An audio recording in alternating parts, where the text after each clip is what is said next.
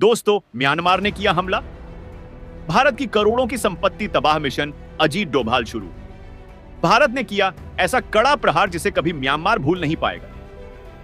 भारत के इस एक्शन से चीन और बांग्लादेश भी दहशत में। दोस्तों, म्यांमार में भारत का एक बेहद महत्वपूर्ण प्रोजेक्ट आज ऐसी स्थिति में फंसा है जिसे देखकर हर भारतीय का दिल चिंतित हो उठेगा। यह वही प्रोजेक्ट है जिसके लिए भारत ने वर्षों तक कड़ी मेहनत की थी और बेशुमार धन खर्च किया था। आप कल्पना करिए, जब किसी दूसरे देश में आपकी संपत्ति पर हमला हो तो उसे आपकी सुरक्षा पर सीधा खतरा माना जाता है। ठीक यही स्थिति आज म्यांमार में देखने को मिल रही है, जहां भारत का दूसरा अंतरराष्ट्रीय पोर्ट मौजूद है।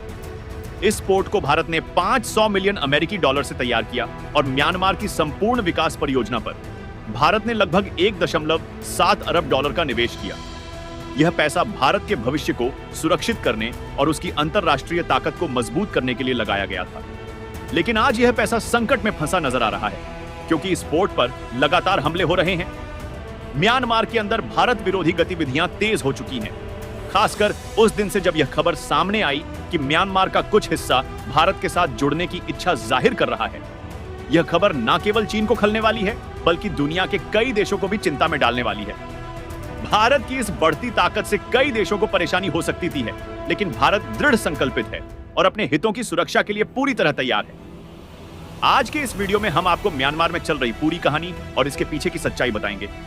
लेकिन उससे पहले, अगर आपको गर्व है भारत की इस बढ़ती ताकत पर, तो इस वीडियो को लाइक जरूर करें।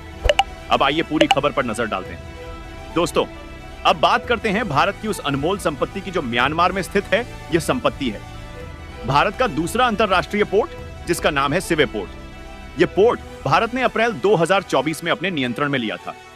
रिपोर्ट्स के अनुसार भारत के विदेश मंत्रालय ने इसे हरी झंडी दी थी और भारत की प्रमुख port company India port global limited ने इस पर अधिकार संभाला था। भारत और म्यांमार के बीच आपसी सहमति के बाद इस पोर्ट का पूरा संचालन भारत के हाथों में आ गया। सिवे पोर्ट कलादान नदी पर स्थित है, जो कि म्यांमार के रखाई प्रांत में बहती है। यह पोर्ट भारत के लिए रणनीतिक रूप से अत्यंत महत्वपूर्ण है, क्योंकि यह म्यांमार में भारत का दूसरा अंतरराष्ट्रीय पोर्ट है। पहला पोर्ट जो भारत का गर्व है वह चाबहार पोर्ट है, जो ईरान में स्थित है, और वहां भी भारत ने भारी निवेश किया हुआ है। भारत ने इस सिवे पोर्ट के लिए लगभग 500 मिलियन अमेरिकी डॉलर का अनुदान म्यांमार को दिया था, ताकि वहां के इंफ्रास्ट्रक्चर का पुनर्निर्माण किया जा सके। भारत ने यह कदम बिना किसी प्रतिफल की अपेक्षा के उठाया था, यह सोचकर कि एक अच्छे पड़ोसी के रूप में म्यांमार को आर्थिक सहायता प्रदान की जाए। लेकिन अफसोस की बात यह है कि आज म्यांमार के भीतर के हालात काफी बिगड़ चुके हैं। अराकान आर्मी, जो म्यांमार के भीतर एक उग्रवादी समूह है, खासकर 2021 में हुए सैन्य तख्ता पलट के बाद से पूरी तरह से हावी हो चुकी है। और अब खबरें आ रही हैं कि भारत के इस महत्वपूर्ण पोर्ट पर लगातार हमले हो रहे हैं। वहां के इंफ्रास्ट्रक्चर पर बमबारी की जा रही है, क्रेन्स को तोड़ा जा रहा है और भारतीय निवेश को ध्वस्त करने की कोशिश की जा रही है।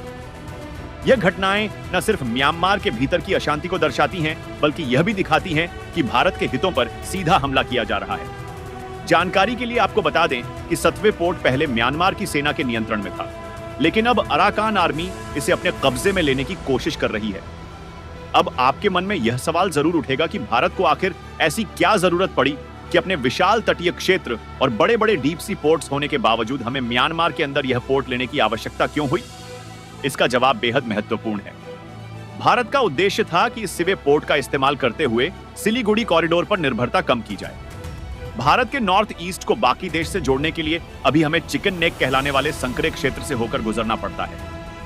यह एक रणनीतिक रूप से नाजुक और लंबा रास्ता है, जो कभी कभी समस्याएं पैदा करता है। भारत चाहता था कि कोलकाता से सीधे सतवे पोर्ट तक पहुंचने के बाद वहां से असम और बाकी उत्तर पूर्वी राज्यों में आसानी से प्रवेश किया जा सके। इससे कई फायदे थे। पहला, दूरी कम हो जाती, दूसरा, ट्रांसपोर्टेशन की लागत काफी कम हो जाती, और तीसरा, मेडिकल इमरजेंसी के मामलों में तेजी से सहायता पहुंचाई जा सकती थी। यह पोर्ट भारत के लिए एक स्ट्रेटेजिक मास्टरपीस साबित हो सकता था, क्योंकि इससे न केवल व्यापारिक मार्ग सुगम होते, बल्कि भारत की सुरक्षा और उत्तर पूर्वी राज्यों की कनेक्टिविटी भी और मजबूत हो जाती। यही कारण था कि भारत ने म्यांमार के अंदर इस पोर्ट को अपने नियंत्रण में लेना जरूरी समझा। लेकिन आज अराकान आर्मी द्वारा इस पोर्ट पर कब्जा जमाने की कोशिशों से भारत के इस महत्वपूर्ण रणनीतिक कदम पर खतरा मंडरा रहा है। लेकिन अब जो घटनाएं सामने आ रही हैं, वे भारत के लिए वाकई में गंभीर चिंता का विषय बन चुकी है। मीडिया रिपोर्ट्स के अनुसार अराकान आर्मी ने न केवल सिवे पोर्ट पर हमला किया है, बल्कि इसके कुछ किलोमीटर की दूरी पर स्थित म्यांमार की सेना के एक नेवल बेस पर भी हमला किया गया है। इसका मतलब यह है कि अगर म्यांमार की नौसेना अराकान आर्मी को रोकने या भारत के इस महत्वपूर्ण पोर्ट की रक्षा करने की कोशिश करती है तो शायद वह भी नाकाम रह सकती है।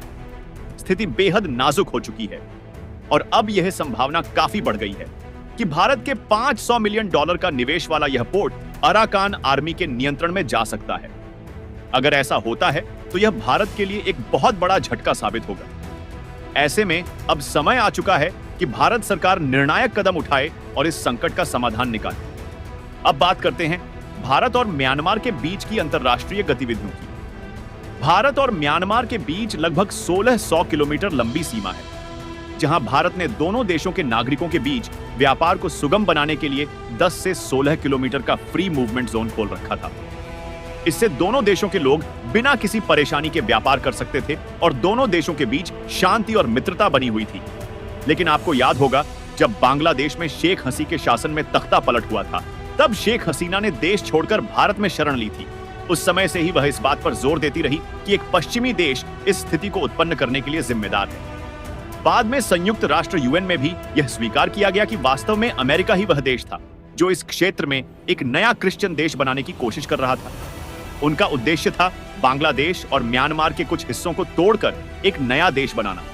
इससे एक महत्वपूर्ण सबक मिलता है कि जो छोटे छोटे देश कभी भारत का हिस्सा हुआ करते थे, आज उन्हें तोड़ने की साजिशें रची जा रही हैं। और यह साजिशें अमेरिका जैसी महाशक्तियों द्वारा की जा रही हैं, जो इस क्षेत्र में अपने हितों को साधने के लिए इन देशों को बांटने की कोशिश कर रही है। यह भारत के लिए चेतावनी है कि हमें अपने पड़ोस में हो रही घटनाओं पर सतर्क रहना होगा और अपनी रणनीतिक संपत्तियों की सुरक्षा के लिए हर संभव कदम उठाना होगा। अब तक आपने यह कभी नहीं सुना होगा कि कोई देश, विशेषकर अमेरिका या चीन, ने भारत के किसी हिस्से को तोड़ने की कोशिश की हो। हालांकि चीन हमेशा भारत के हिस्सों पर दावा करता रहा है, लेकिन हकीकत में वह कभी भी भारत के किसी क्षेत्र पर पूरी तरह से नियंत्रण नहीं पा सका है। पर अब म्यांमार के अंदर स्थित रखाई राज्य में अराकान आर्मी अपना पूरा नियंत्रण स्थापित करने की कोशिश कर रही है। उनका मकसद है कि इस पूरे राज्य को अपने नियंत्रण में लेकर इसे एक स्वतंत्र देश के रूप में स्थापित करें, जिससे वे यहां मौजूद सभी प्राकृतिक संसाधनों, पोर्ट्स और माइनिंग क्षेत्रों पर कब्जा कर सके। रखाई राज्य एक बेहद महत्वपूर्ण कोस्टल एरिया है, जहां कई पोर्ट्स पहले से हैं और कई निर्माणाधीन हैं। इस क्षेत्र में बड़े निवेश हुए हैं, जिनमें भारत और चीन के निवेश भी शामिल हैं। अराकान आर्मी चाहती है कि इन सभी महत्वपूर्ण जगहों पर उनका एकाधिकार हो और इस क्षेत्र को विकसित करके खुद को एक डेवलपिंग कंट्री के रूप में प्रस्तुत करे। आपको यह जानकर हैरानी होगी कि 2024 के दिसंबर से लेकर अब तक अराकान आर्मी ने रखाई राज्य के 17 में से 13 गांवों पर अपना नियंत्रण स्थापित कर लिया है। इतना ही नहीं, बांग्लादेश बॉर्डर पर भी उनका कब्जा हो चुका है और वहां से रोहिंग्या मुस्लिम समुदाय को बांग्लादेश की ओर धकेल दिया गया है। इस पूरी स्थिति से बांग्लादेश भी जूझ रहा है और म्यांमार में भी हालत खराब हो चुकी है। लेकिन इस सबके बीच एक महत्वपूर्ण तथ्य यह भी है कि म्यांमार की कुछ ऐसी समुदाय हैं जो भारत के साथ सी सीमाएं साझा करती हैं और वे चाहती हैं कि उनका क्षेत्र भारत में शामिल हो जाए। यह मुद्दा एक अंतरराष्ट्रीय स्तर पर बड़ा विवाद बन सकता है और इसमें भारत की मिनिस्ट्री ऑफ एक्सटर्नल अफेयर्स को हस्तक्षेप करना पड़ सकता है। हालांकि अभी तक कुछ समझौतों को खारिज कर दिया गया है, लेकिन अगर स्थिति और बिगड़ती है तो भारत सरकार को सक्रिय भूमिका निभानी होगी। यदि किसी कारणवश म्यांमार का कुछ हिस्सा भारत में शामिल हो जाता है तो यह चीन के लिए बड़ी परेशानी खड़ी कर सकता है। रिपोर्ट्स के अनुसार चीन पर्दे के पीछे से म्यांमार की सेना और अराकान आर्मी दोनों को समर्थन दे रहा है ताकि इस क्षेत्र में विवाद और अस्थिरता बनी रहे। चीन इस क्षेत्र में अपने संसाधनों की कलेक्शन करता है और अपनी मौजूदगी बनाए रखने के लिए बड़े निवेश कर रहा है। यदि यह क्षेत्र अराकान आर्मी के नियंत्रण में आ जाता है तो चीन को भारत के खिलाफ एक नया रणनीतिक मार्ग मिल जाएगा, जिससे वह भारत को चारों ओर से घेरने की कोशिश कर सकता है। भारत के लिए यह स्थिति बेहद संवेदनशील है और इसे नजरअंदाज करना भारत के हित में नहीं होगा। सरकार को इस मुद्दे पर तुरंत कार्रवाई करनी होगी ताकि हमारे निवेश और राष्ट्रीय सुरक्षा को कोई नुकसान न पहुंचे। लेकिन चीन को इस पूरे मामले से सबसे बड़ी परेशानी यही है कि कुछ म्यांमार की कम्युनिटीज भारत में शामिल होना चाहती हैं। यही वह बड़ी समस्या है जिससे चीन को सीधा नुकसान हो सकता है। आपको बता दें कि भारत और म्यांमार के बीच करीब 1643 किलोमीटर लंबी सीमा है और भारत सरकार ने पहले ही इस सीमा को सील करने के लिए 1000 करोड़ रुपए खर्च करने का निर्देश दिया है। इस बजट से पूरी सीमा पर फेंसिंग यानी कंटीले तार लगाए जाएंगे ताकि किसी भी प्रकार की घुसपैठ को रोका जा सके। अब अगर म्यांमार का कुछ हिस्सा भारत में शामिल हो जाता है तो भारत इस नए क्षेत्र में भी सीमा सुरक्षा को मजबूत करेगा और यह वही चीन है जो हमेशा भारत के हिस्सों पर कब्जा करने की कोशिश करता आया है। लेकिन अगर म्यांमार के कुछ हिस्से भारत में शामिल हो गए तो चीन की रणनीति पूरी तरह विफल हो जाएगी। इसके बाद चीन की भारत को घेरे में लेने की सभी कोशिशें भी धरी की धरी रह जाएंगी। भारत ने म्यांमार की सीमा पर करीब 101 किलोमीटर का क्षेत्र व्यापारिक गतिविधियों के लिए ओपन रखा था, लेकिन समस्या तब पैदा हुई जब इस ओपन क्षेत्र का फायदा उठाकर आतंकी संगठन भारत में घुसपैठ करने लगे। इन संगठनों ने नॉर्थ ईस्ट के राज्यों जैसे मणिपुर, मिजोरम, नागालैंड और अरुणाचल प्रदेश में अशांति फैलाने का काम किया। इसके अलावा इन क्षेत्रों से ड्रग्स, हथियारों की तस्करी और अन्य गैर कानूनी गतिविधियां भी जारी रही। भारत सरकार ने इन समस्याओं से निपटने के लिए इस परियोजना में करीब 000 करोड़ का बजट आवंटित किया है। इस बजट से सीमा सुरक्षा को मजबूत किया जाएगा और आतंकियों की घुसपैठ को रोका जाएगा। 30 किलोमीटर के हिस्से पर पहले ही फेंसिंग पूरी हो चुकी है और जल्द ही बाकी बचे हिस्सों को भी कवर कर लिया जाएगा। अब जबकि म्यांमार के 7वें पोर्ट पर हमले हो चुके हैं, यह सवाल उठता है कि भारत के लिए यह स्थिति कितनी गंभीर है और आगे क्या कदम उठाए जाने चाहिए। आपका इस मुद्दे पर क्या विचार है? कमेंट्स में जरूर बताइएगा। धन्यवाद।